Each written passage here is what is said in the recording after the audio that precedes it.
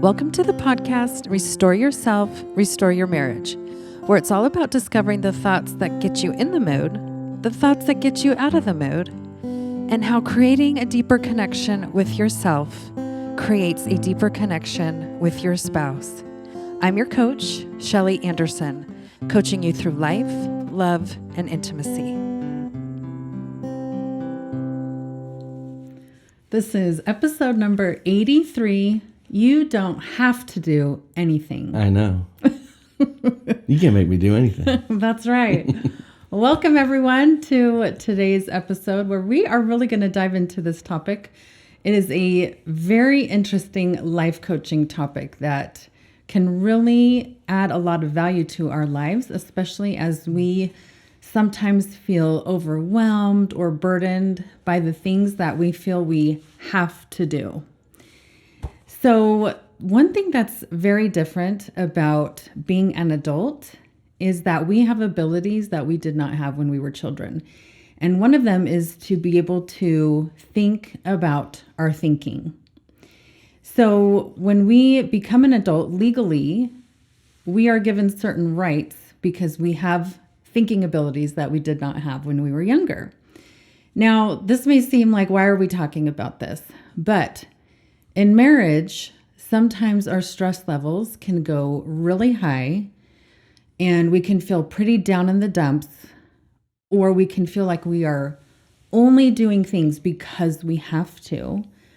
And when we think about things in those terms, like we have to do something, sometimes it generates these emotions. They trigger these emotions where we feel very obligated, even when it comes to intimacy.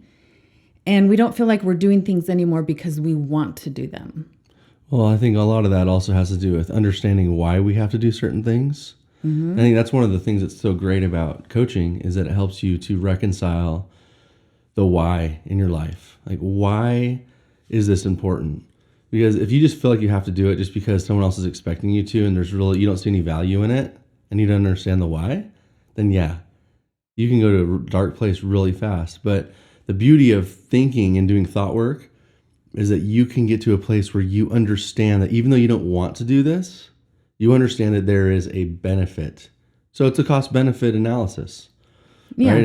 In business, you look at cost-benefit analysis. You should look at a cost-benefit analysis in every aspect of your life so that you can understand, yeah, the cost to me is, I don't get to do these other things that I want to do. Maybe it's a hobby or whatever. But the benefit is this. It's that I'll be closer to my wife. Now, which one would I rather have? Would I rather have my hobby or be closer to my wife? And I think you have to ask those questions and really understand, what do you have to trade off? Because I think as an adult, that's one of the main things is sacrifice. And sacrifice is giving up something good for something better. That's one definition anyway. So that's the first thing that comes to my mind when you say that. And you're probably going to cover all this, but you know me, I like to jump the gun. And you have to deal with it.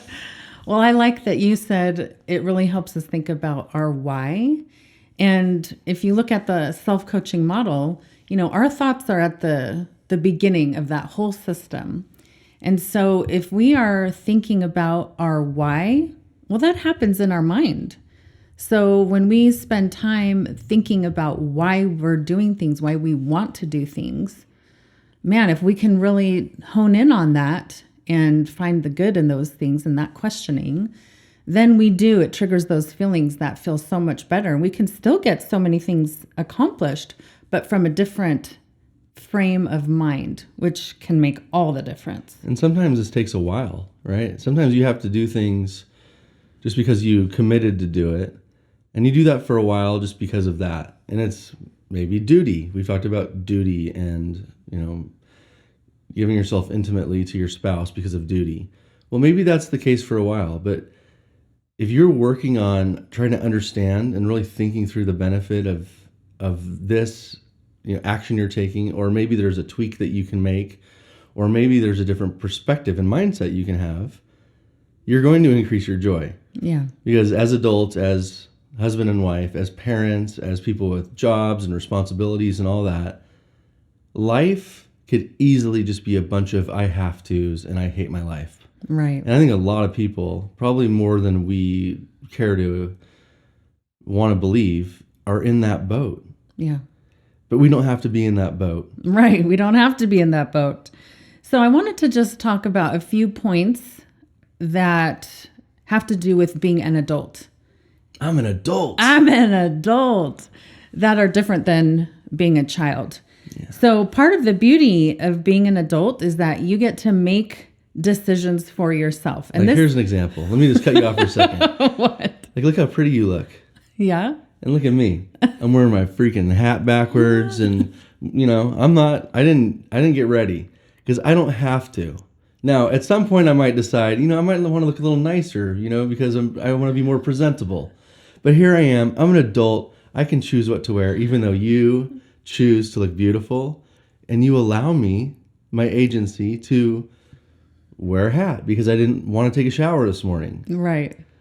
And my hair's too long and whatever. Like, I have my reasons, but here I am. I'm being an adult. I might be immature, but I'm being an adult. I'm an adult. So this is the beauty of being an adult, is you get to make your own decisions. And part of being an adult is you also get to have the consequences that come with that, whatever what are they the consequences of this? Nothing. Okay. But I think sometimes we forget that, as when we're little, we're just told what to do. We even have agency then, right? And we still get consequences. If we're not listening to our parents, we'll get time out or whatever it is.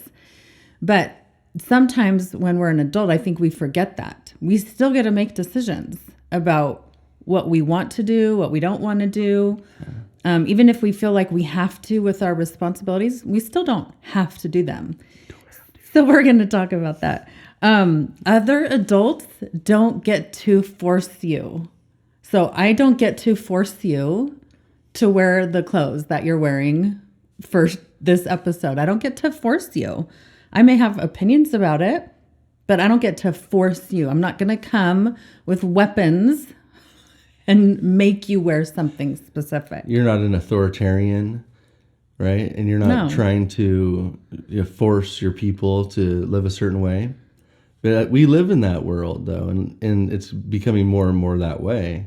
So I think we also need to think about what the consequences are of us letting things just happen the way that they're going to happen and not protecting that ability to choose. Yeah. I'm not going to get into on a political rant here, but for any kind of relationship, we need to be able to maintain agency. Yes.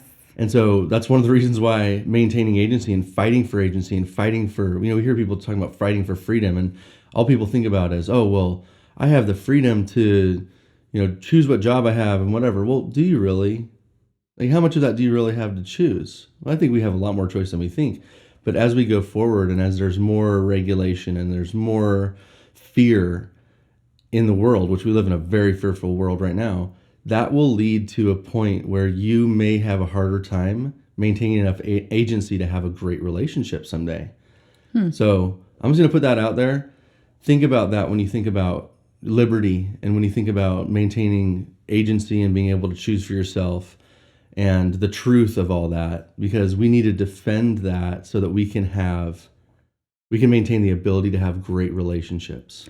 Yeah, and I think you're bringing up a really good point, because I think once you enter into the contract of marriage, right, this commitment and a promise to one another, I think sometimes people can get really caught up like, well, I'm committed to the marriage, so now I have to do all these things, and I expect my spouse to do all these things. And I think sometimes agency and our ability to choose can get really muddy, right? It can just get buried, and we forget that our spouse still has agency, even though we're committed to each other. This one can get very muddy, and so I think that's why it's important to be able to talk about it. Well, how many of us in our relationships become like an authoritarian, right? Whether it's the man or woman or whatever, we really do push our strength to get something that we want. Mm-hmm. And this is the world we live in also. We also live in a world where it's okay it's almost promoted that we should be strong and we should demand what we want. Well, we can do that as long as we respect the fact that other people have the ability to do the same thing. Yeah. And so we're not in a position, no matter what we think or what the circumstances, the leverage that we think we have, it's an illusion, because we really don't have any more power than somebody else, right? Of course, there's the employer-employee relationship, but you know what? You can leave your job. Yeah, of course. You have the ability to quit. You have the ability to present a new idea. You always have the ability to respond differently. And this idea of, like sexual harassment in the workplace, right? That has a lot to do with, someone who has, leverage over somebody else. So there is reality in that, but in all reality, in all truth, everybody has just as much agency as everybody else, but the consequences may be different. Yeah. Yeah, that's very true. I think also as adults, we are functioning under the laws of the land. And so, but think about this, right? There are people who decide, I don't have to obey that law. I'm going to go 140 on the freeway. I don't have to obey the speed limit. And so they choose not to, right? Because they have the agency to break the rules, break the laws. Now they have their consequences that come with that. But even with laws, we still have agency. You do. You have agency. We still don't have to follow them.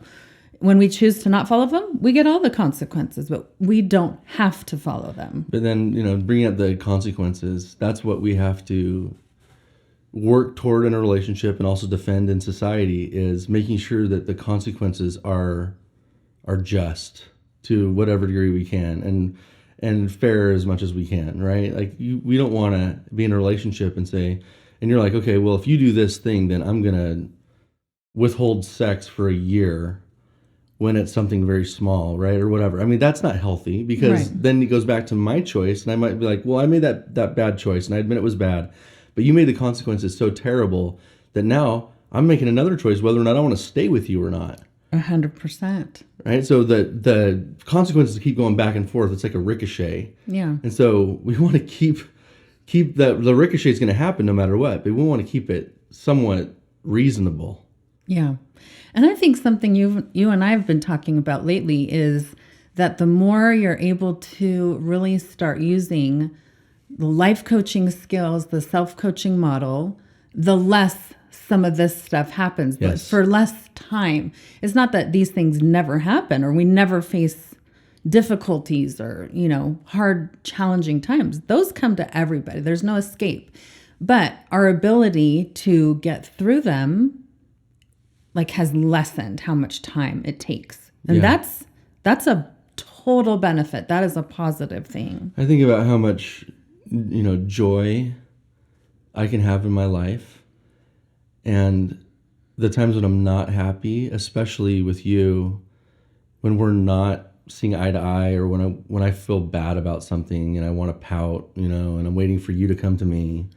Oh, when's she going to come to me and try to fix this?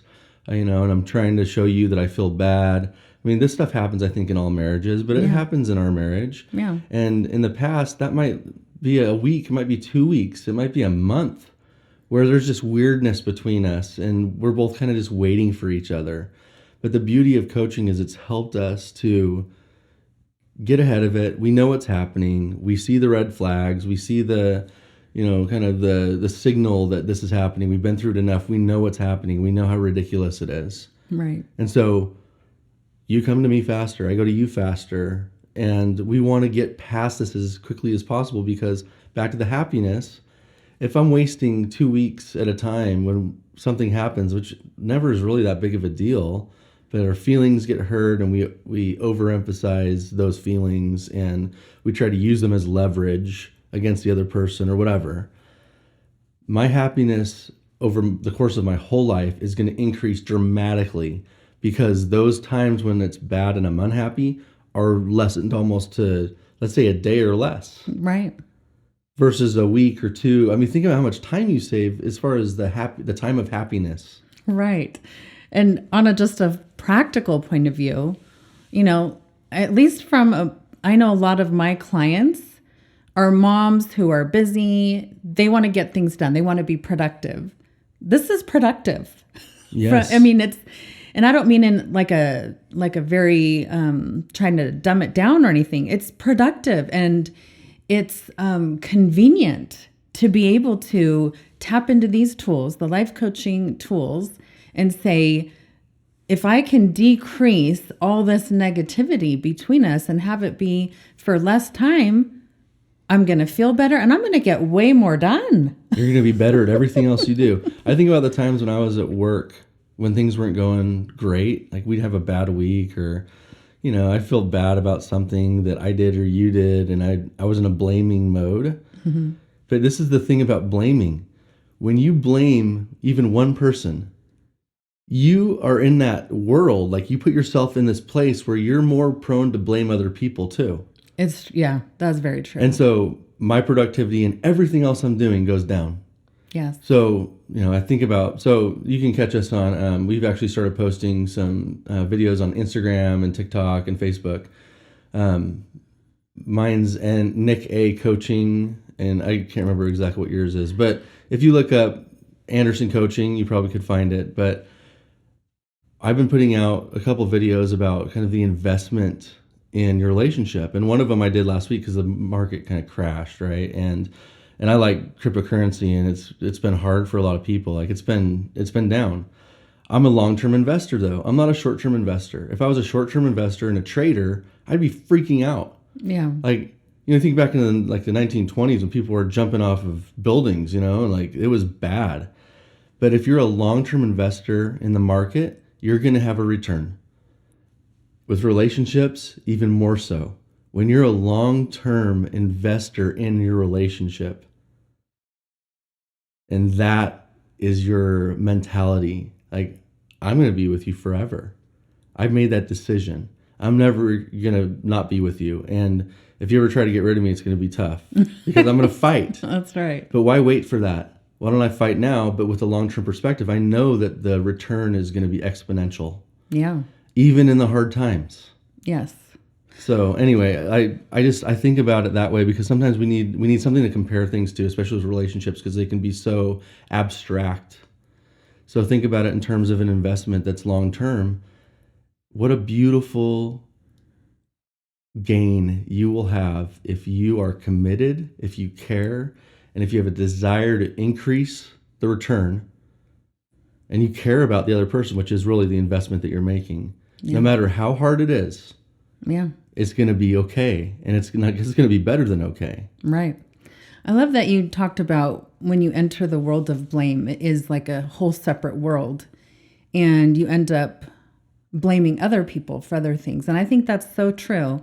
And it reminds me of one of my favorite quotes when I first started my college degrees in marriage, family, and human development. And it was this: improve your relationships, improve your life. And I think that is so true. When you are really working on improving your marriage relationship, let's say you were working on blame and trying not to blame, it helps the other aspects of your life, just like you were saying. So if you are really trying to not blame your husband for stuff, then when you go out into the world, you're not going to try and blame coworkers because you're trying to change that mentality, that habit. You're not going to blame the PTA moms, or whoever else. You're going to really start to take on your own power and approach problems that you face in a whole different way. What's amazing about this too is when we blame, we also think that we can control what the consequences are too. Right. And we're not going to get over it unless the consequences are just exactly what we want the consequences to be. Well, here's a secret to life is to understand that consequences happen no matter what. Yeah. Even people that don't seem to have consequences, they will have consequences. That's true. And so back to the title of this episode, you don't have to do anything. They don't have to do anything, right? You're going to have natural consequences in a relationship for sure, but the natural consequences can also be helped, right? They don't have to be terrible. If I'm upset for something you did, I don't have to be the one to give you the consequences because I believe that you care.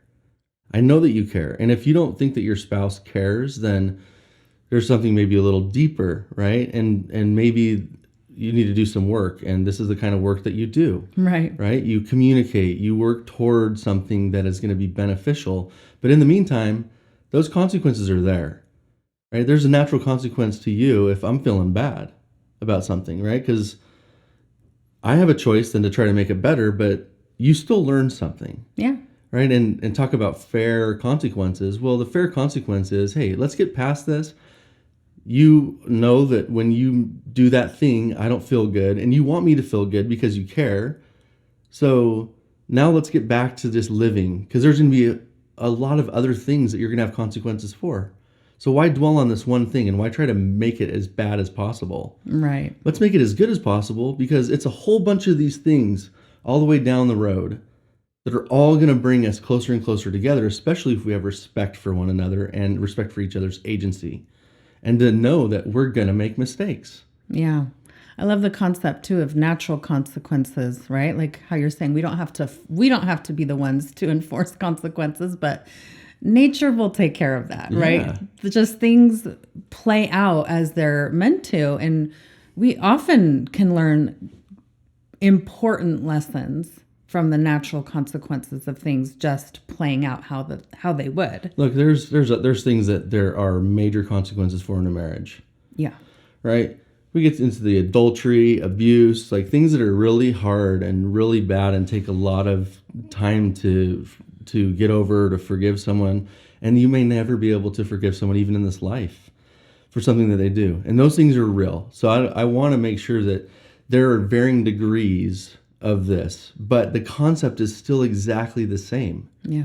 Right? There's plenty of books of getting past the affair and hopefully you don't get to that point, right? If there's anything that we can do, it's to make sure that never happens. Yeah. Right? And if there's anything like that happening, or if you're going down a road where that's a possibility, then you need to make a choice, use your agency, and turn that around. And the spouse, right, to support their spouse in that as much as you can to prevent the really bad things. But hopefully, instead of just fixing things that are wrong all the time, and I've talked about this, the relationship pyramid, and the whole point of that, and kind of the steps through that. And we'll do another episode on that. But the whole point of that is to spend most of your time helping things go right, versus spending most of your time fixing things when they go wrong. Yeah. Like I love the concept of setting yourself up for success. Yes. And I think being able to take some of the life coaching skills and the high performance habits and is doing just that. You're trying to set yourself up, your marriage up for success, and being able to have those skills for when the hard times come. Now, when it comes to marriage and the relationship, the title of this episode is the same. It still applies. Like you don't have to do the things that you are doing. So you don't have to do the dishes. You don't have to. You don't have to do the dishes, right? You don't have to do some of the things that in our minds we think that we have to do, because nobody is actually forcing us to do them. There's no marriage police that's coming around checking who's doing the dishes. Like that just does not exist. So when we are thinking we have to do something, it's because we are choosing to think that. We don't have to think that. It's just a thought. Thoughts are interchangeable. We can exchange them. We can swap them out. And this is a very powerful distinction, to be able to say, I actually don't have to do the dishes.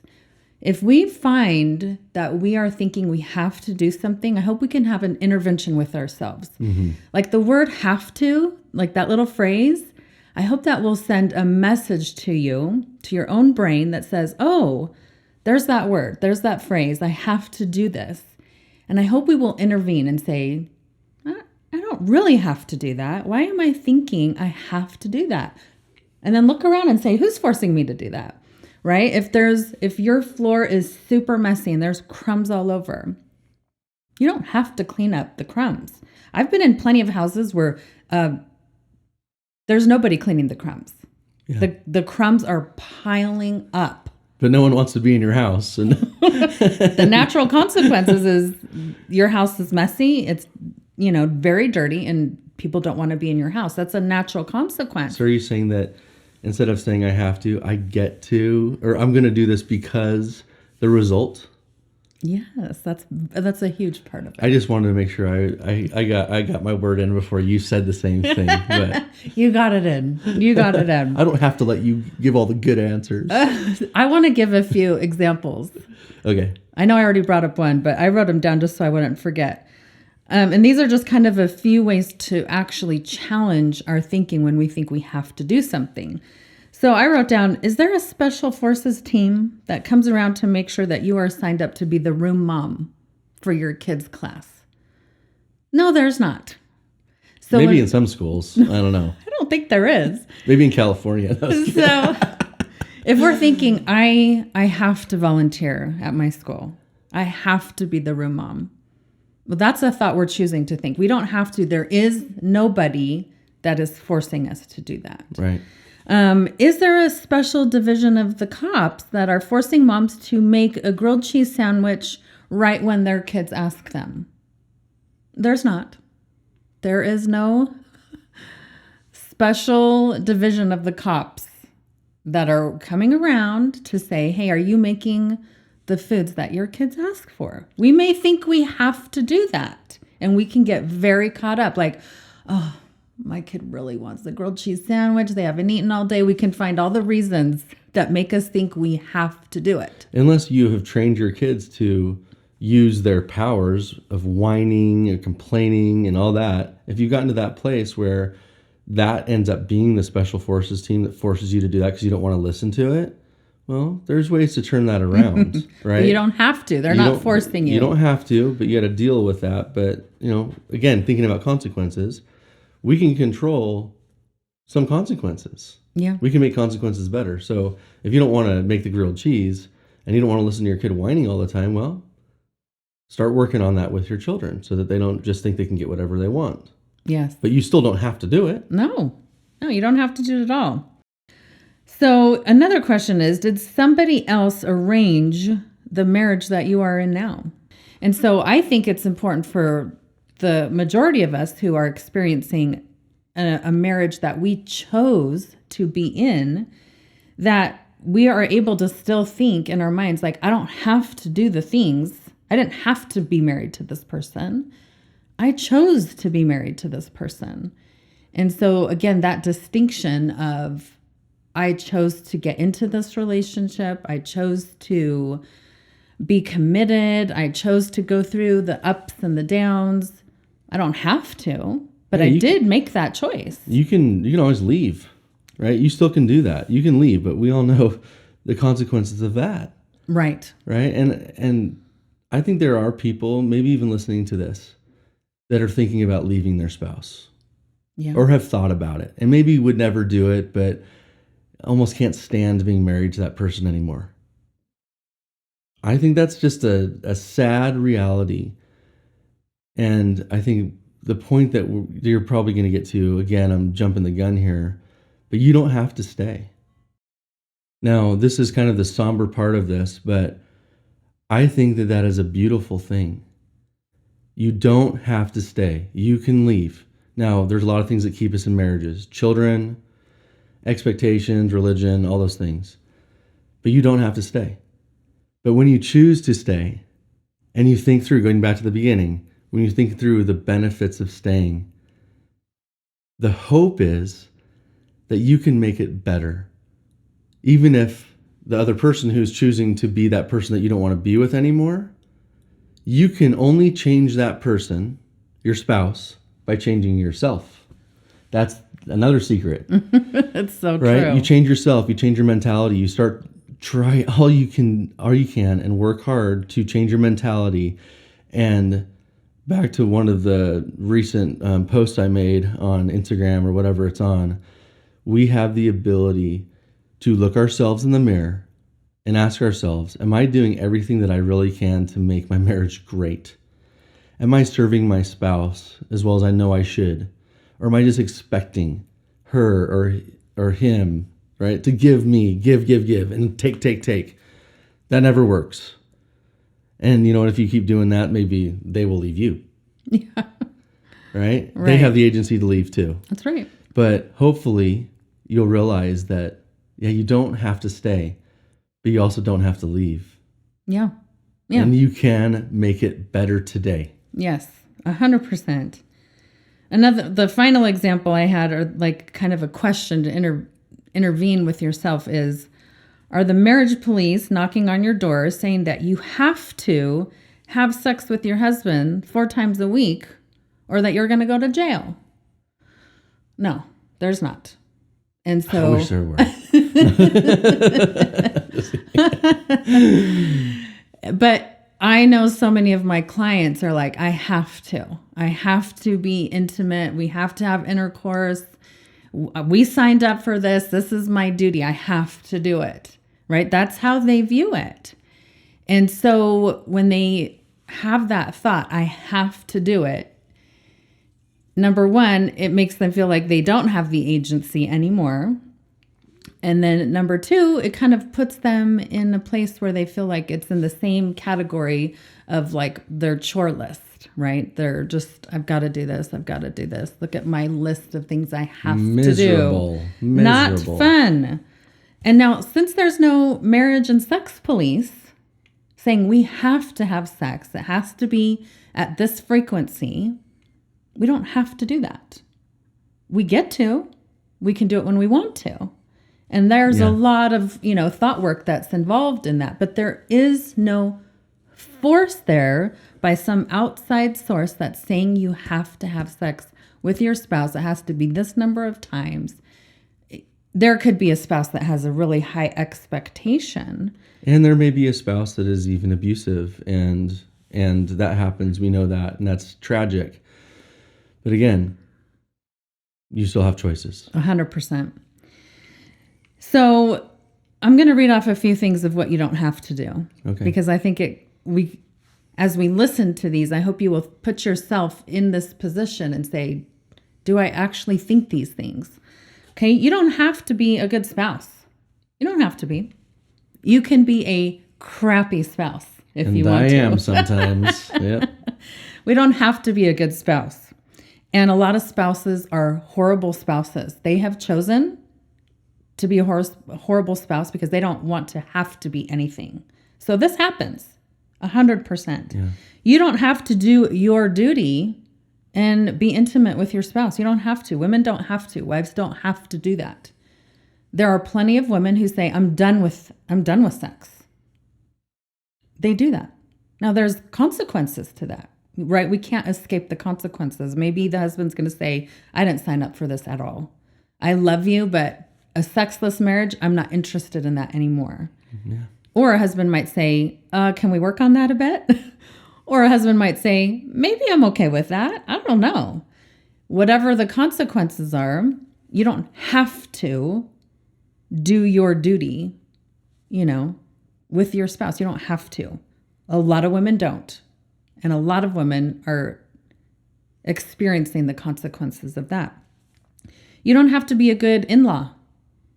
I don't have to be a good daughter-in-law. I could be a horrible daughter-in-law if that's what I want to be. No one's forcing me to be a good in-law.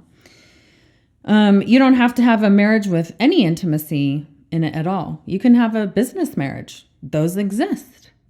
You can ask yourself, do I want a business marriage? Does my spouse want a business marriage? You don't have to have a marriage with intimacy in it. There are those marriages that are set up that way.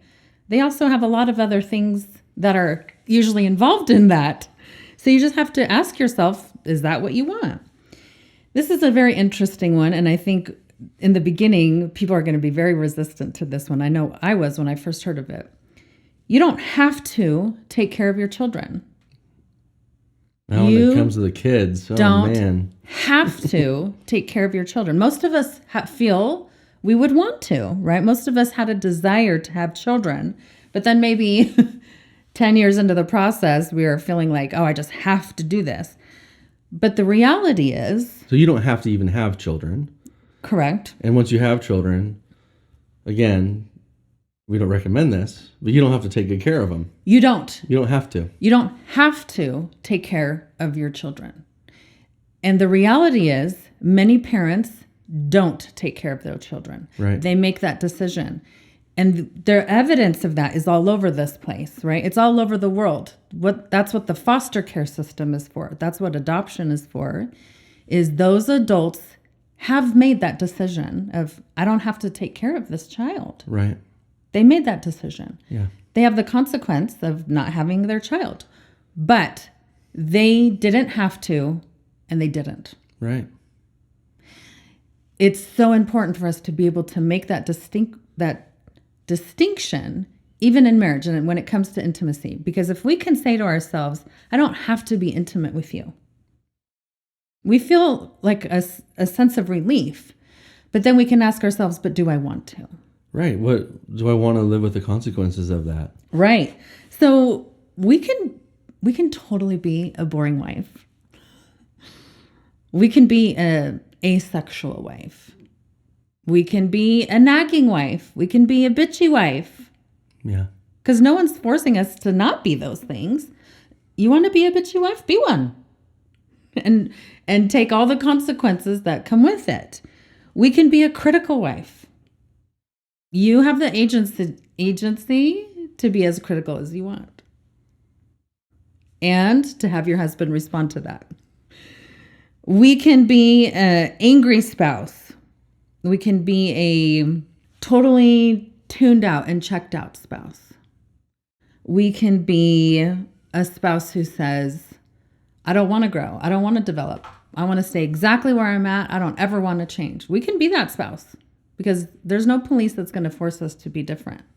Before you go on, can I just respond to this? Yes. As I'm listening to you, because I'm actually feeling a lot of gratitude. Knowing that you don't have to do any of these things. Knowing that you can be the worst person in the world if you choose. Yes. The fact that I know you're trying to not be those things, and I see the effort in whatever area it is, makes me more grateful, knowing that you don't have to do it. Yes. So knowing that we have the agency to choose, right, as an adult, it actually gives me more perspective and more gratitude when I see you actually doing things that you don't have to do. Right. What an awesome thing. That was the response that I just had listening to you. As awful as it was to hear you say some of those things, because naturally we don't feel like we have a choice, because this is what society expects, this is what the law expects, this is what marriage or your religion or whatever. Remembering that agency and the ability to choose is fundamental, really does give me a lot of gratitude. Yes. And I hope that others have that same response, because that's I just wanted to say that's what I was feeling when you were going through that. Yes. I love this line of questioning because it also helps me think through things, right? Like when I wrote down, I don't have to be, or I can totally be a wife who ignores the sexual side of myself. I feel great knowing I have that agency. But immediately I say, but do I want to be that? And then I don't. Right. I may, several years ago, I may not have known how to go about developing the sexual side of myself. And that could be part of the hesitation. But do I want to be a wife that ignores the sexual side of myself? No, I don't. So being able to go through this type of questioning and say, you can be that. Totally. Go ahead and do that. Go ahead and be an asexual wife. Oh, that doesn't feel good either. But it's being able to put it in the context of the agency and that you still have choice. Okay, a few more because I think these are really good. Okay. You can totally be a wife or a spouse who does not take responsibility for herself or any aspect of herself. You can be a spouse who keeps viewing sex through an immature lens. You can be a spouse who keeps ignoring things that could help improve the marriage. You could totally be that. You could be a spouse who keeps running away from the challenges that intimacy brings. Intimacy brings challenges to the relationship. There's no doubt. It's meant to do that. Yeah. You can be a spouse who just pretends that doesn't exist. Go ahead. Even in good intimacy, Right. there are challenges, because as you have good intimacy, that evolves, right? And you take steps forward in increasing that intimacy. And there's naturally going to be times when you're like, whoa, that might feel uncomfortable now. Yeah. at this point, whatever that may be, right? Maybe you never were a hand holder, and all of a sudden your husband wants to hold your hand all the time. Now, that seems weird to me because I've always wanted to hold your hand and you've always wanted, but I think that like public displays of affection, for example, when people get closer and closer, they want to be together more and they want to be more connected. There may be times when you want to, just you feel like kissing your wife or she feels like kissing you in public. And maybe that's something you've never done before. Now all of a sudden, well, this is uncomfortable. So I think you're right. Even when it's good, there's going to come times when it might feel uncomfortable because that wasn't something that you were used to before. Yeah. But that's good. There should be discomfort. Yes, That's how you grow. uncomfortable is not a sign to stop. Right. Right? Because we were having this discussion with our son yesterday.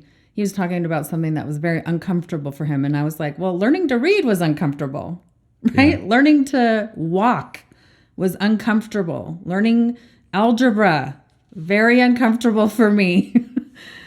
But that's part of the growing process. And it's not a sign that, hey, something's uncomfortable. We should never be addressing this. No, look into that. There are many people who never talk about these things. And I'll say this on that point. Some of my clients have surprised me on that aspect, especially the older generation, because they were very much taught to not talk about sex. Yeah. So they didn't go to counseling. They didn't go to therapy. A lot of them didn't want to talk to their friends about it because it was just a no-no. But they were suffering in silence. And so I am always so grateful when I have a client who's a little bit older and they come to me because they have been so quiet through their suffering of this, saying, I was taught to never talk about this. Yeah. And they are struggling. The last two I have was that you can totally be a spouse who keeps using old excuses of being too busy or too tired for intimacy. You can be that. Keep using all the excuses you want. If that's the wife you want to be it. But we're missing out on a lot of stuff. Yeah. And you can be a spouse who stays stuck where they're at and doesn't do hard things. One of my favorite quotes these days is not, I can do hard things, right? We can do a lot of things. Is I do them. I do hard things. We can all do hard things, literally. Okay, you let your mind go there. So no one is stopping us from being a boring spouse, an asexual spouse, a critical spouse, a passive-aggressive spouse, a spouse with hidden agendas, a manipulative spouse, or a sexless spouse. No one is stopping us. So go ahead, and we have agency to be all those things and to have all the consequences that come with it. So the big question and the big intervention is, do we want to be those things?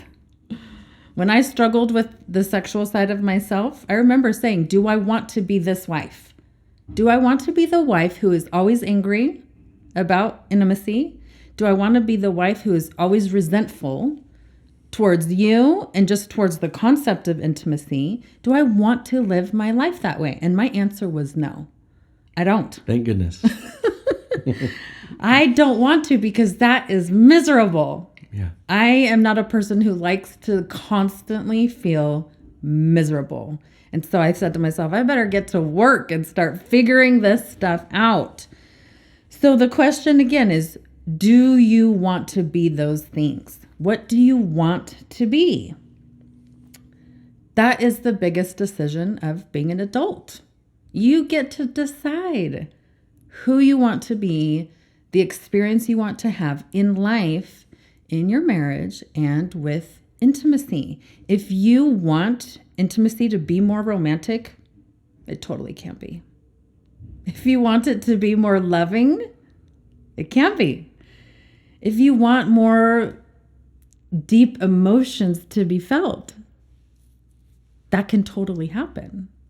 This is a lot of times people look for something to empower them to do something. The beauty of life is that power is already inside of us. Yeah. It really is. It's already there, and we can become so much better than we are. I know that's true.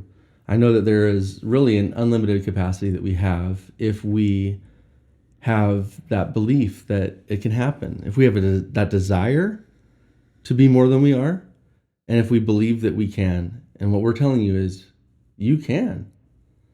And this whole episode, I think, is really powerful because we have agency, others have agency. It's about taking the realities of two people or more people who have relationships and helping each other to become better.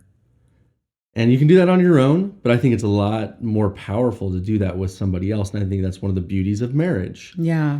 Is that when you realize that you both have the agency and you start appreciating that about each other, that is where trust is developed. There's no reason I can't trust you. Trust is a meaningless word if I don't acknowledge that you have the ability to do some things one way or the other, or all things one way or the other. Yeah. Because I know that, and when I see you making decisions that increase my trust, that trust becomes real, and it increases, and it might go up and down. Yeah. But we can't develop trust unless we acknowledge that we have agency. And so when we start realizing that and come together to help one another become the best that we can be, now, say you still have to sacrifice some things, of course, but you're sacrificing something good for something better. Together, you can become something far beyond what your wildest expectations or dreams might be. Yeah. And I think that when you really learn to truly accept your spouse's agency, there is something that happens. And it's a deep, fundamental shift. And you start to really let go of the reins of trying to control them and the world, in which that does not feel good. But then you're able to kind of sit back to and say, really appreciate your spouse's journey in life as their own experience. Yes, you're part of it. You're a big part of it, but you are not the controller of it. You don't get to force that journey. So when I am able to remember your agency, and let's say there's just something you're doing that I wish I could control or wanted it to be different. When I can sit back and really think about that, he has his agency. This is how he's choosing to move forward with this in his life. I wonder how it's going to affect his journey. Man, is that ever empowering. And it's good for the relationship because I'm honoring you and respecting you and your agency and still keeping my own. Well, the other thing about that is letting the other person, being there supporting them, but also allowing them to go through something without forcing them to stop doing what you don't like.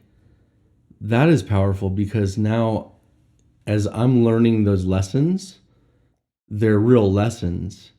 Yeah. And I'm not stopping something that I might be, struggling with because you want me to. Right. Well, that might be part of the equation, but I've got to make that decision to stop and to improve.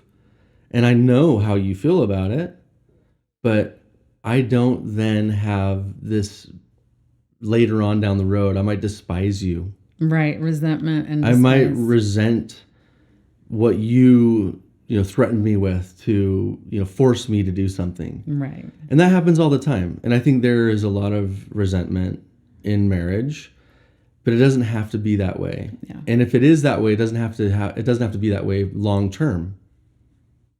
So anyway, I love what you're saying. Well, I only have a few final points.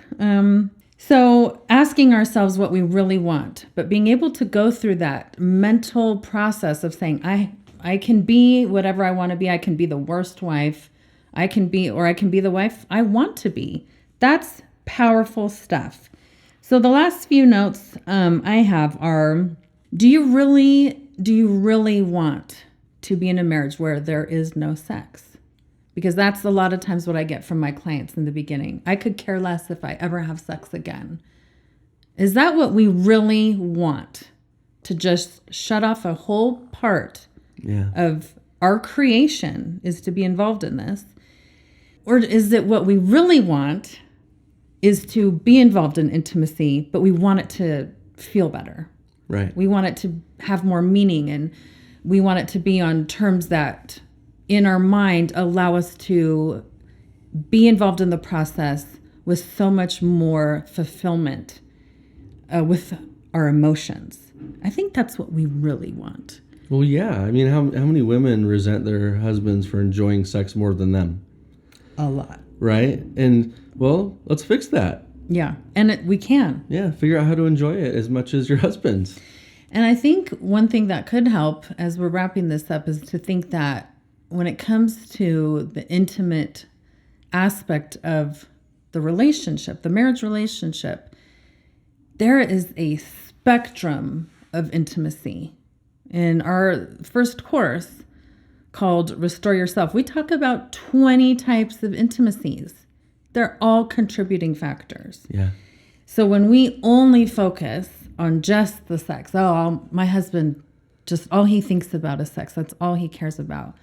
No, that's one part of intimacy. We need to look at all of the aspects that contribute to intimacy, because when we work on one, we're having a ripple effect on the others in a positive way. So it does help intimacy, even if we're not always focused on the sexual side, the sexual part of it. So I think as we ask ourselves, do I want a sexless marriage, or do I want a marriage that has sex, but I want to enjoy it more? There's so much hope. Yes. A ton of hope, because there is so much to explore and work on and enhance. And it doesn't have to be like, just try 50 new positions. No. Come on. We have to think way more mature than that. There's so much more to intimacy than just what the world makes it out to be. And so when we really start to dive into it, it has an awesome positive effect on intimacy. I'll just say this from a man's perspective. You bring up positions, and, men have these ideas of what they want. Well, when you start exploring intimacy truly and the depth of it and the different types of intimacy, it could be one position the rest of your life and you'll enjoy it when you're taking into consideration all these other aspects, right? Yeah. Like that becomes less and less important Yes. as you go down this path and discovery. It's not positions is part of it, but that's for different people, but it's nothing compared to the vast depth of intimacy and all the things that improve it for men too. I think you have brought up something awesome, and I really want to point it out. When women go down this journey of saying intimacy is hard for me, the sexual part of intimacy, that's hard. But when they go down that road and start to say, hey, I'm going to work on this. I want to learn about it. I want to develop this side of myself more. It's a struggle for me, but I'm willing to start. And they're telling their husband this. I think what you said is huge for women to know this, who are really struggling. Like, hey, the more that we work on this side of ourselves and go on this journey together, the less you are concerned with what the world has taught you about intimacy and sex. And you're saying, hey, as we learn these things, some of the stuff that maybe women may fear, like, hey, he's just going to want me to try all these 50 positions, you're saying that can become less important. I think that's huge for women to know. Hey, start on this journey. Yeah. Because it doesn't mean your husband will just demand more positions from you. No, it doesn't There's mean that at so all. much more that can happen. And I think women have that fear. And he doesn't even know that that's going to happen, probably. Right. He might still be in that place when you start down this path. Right. I just want to try new things. Why won't you try new things with me? It gets back to, if you want to change the other person, change yourself. As you go down that path, like it's happened for me, I start discovering things that I didn't know before. And honestly, I think we've both come together more on the intimacy side. Yeah. And that means that I've become less like the typical man and you become less of the typical woman. And I think that's the point. We're not supposed to be the typical man and the typical woman. We're supposed to be a couple, a connected couple. And what that means is that things will change for both of you. And I'm not just talking about sex, it's everything else. I think I've become a lot more like the typical woman in many ways as we've gone down this path. Yeah. I think I'm more sensitive. I think I'm a lot more interested in serving you, right? And giving to you rather than just taking. Yeah. So anyway, I think from a man's perspective, that's something that would surprise, I think, many women, is that is one of the results. Well, and I'll say this too, how you're saying, so how you've been affected. I'm actually surprised also with some of the ways I've been affected, where sometimes I feel like, oh, I'm a little bit less, I don't want to say less feminine, because I don't think that's the right word, but I'm not as caught up in the why I don't want to be intimate. And I find myself more thinking about intimacy more, thinking about the sexual side more. And there are definitely times where I've surprised myself where I'm just like, this is what I want. I want to experience this tonight. And it's very different than what it was 10 years ago. I'm more attracted to you every day because we're working on this together. Yeah. And all the things we've talked about today are all a big part of this. But I don't think I would be able to say that if we weren't working on this. Yeah. And it wouldn't have happened the way that it has if you hadn't started working on restoring yourself. Right. And then for me to do the same, to restore myself. Yes. Now, I don't think that it's required at the beginning for both to make this decision together. No. It's not. No. That's not how we did it. Nope. You started down this path without me, not even knowing what you're doing, and maybe even rolling my eyes a little bit when I heard some of it at the beginning. But because you were focused on restoring yourself, it started to improve our marriage, because I also became interested down the road in doing the same thing. But it wasn't required. My decision to do that wasn't required for you to do this work. You didn't have to. I didn't have to. No, you didn't. I did it because I wanted to. Yeah. And I think that's the most incredible thing. And I know that, for the rest of this life and beyond, it can improve. It doesn't have to be stale. It doesn't have to stop. We can constantly work on an infinite capacity of connection and love and intimacy. It never has to end. Yeah. And even those that, I believe I'm going to be married to you forever. But even those that believe that marriage ends at death, I don't know if anyone who is in love really believes that deep down. But there's plenty of people who make that promise, until death do we part.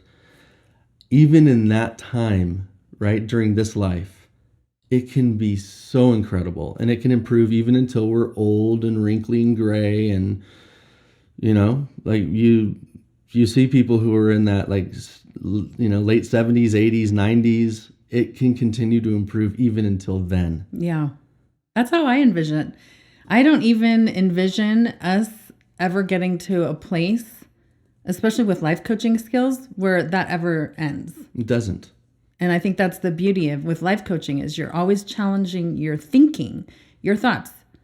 You're always thinking thoughts. And so there's always going to be times when we're thinking things about our spouse. And so it's a constant thing that we don't need something outside of ourselves, right? And we have the ability to make these changes. We have that skill. We have that ability within ourselves right now. There's probably nothing wrong with you. Now, there's times when you need different kind of help. Yeah. You might need medical help. You might need, a psychiatrist to give you medication for, mental challenges. You might need a psychologist. You might need a therapist for some things. But the truth is that most of us already have this capacity, and we have the ability to do this. There's nothing wrong with us. We just need some help. And that's what coaching is all about. It acknowledges that you have this ability already. Yeah. There's nothing major that you need to change. It's just perspective. It's how you're thinking. And it's helping you ask yourself questions. And so I just think it's amazing what you've done for me and our relationship and going down this path. And I thank you for that. I love you. I love you too. Well, we appreciate everyone listening today, and we hope that this next week, as you think about this lesson, that you'll be able to think about what you feel like you have to do and challenge yourself. Challenge that thought and say, I don't have to do those things. Do I want to? So, any final thoughts? Nope, you said it best. Okay, well, remember, the more that you restore yourself this week, the more you can restore your marriage. Thank you so much for listening today, and we hope that you will join us again next week. Bye.